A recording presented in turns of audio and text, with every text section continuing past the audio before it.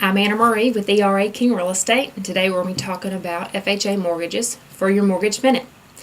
Josh Wright with ERA Mortgage was able to swing by my office and answer some questions for us that we often receive about those type of mortgages. However, if we don't answer any of your questions, leave a comment below and we'll get the answer to you as soon as possible. Let's get started. All right, Josh, what is an FHA loan?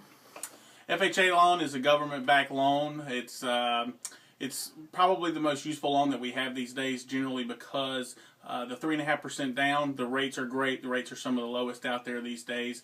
But basically, just a quick answer is that FHA is a government loan. And is there a down payment required with an FHA loan? There is. It's 3.5%. With a conventional, on the other hand, you got a 5%. So a lot of people like to go with the FHA loan, which is 3.5%.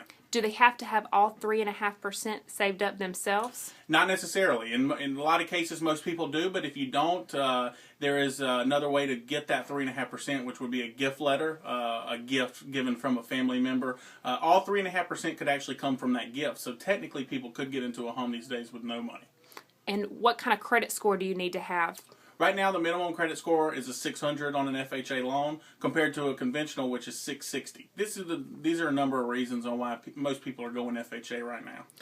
How much documentation do they need? Up front, what we're going to want to see is your last 2 years W-2s, most recent pay stub, and then a bank statement showing the 3.5%. In a lot of cases, if you do that as a gift, you're not going to get that 3.5% until closer to the end, which we understand.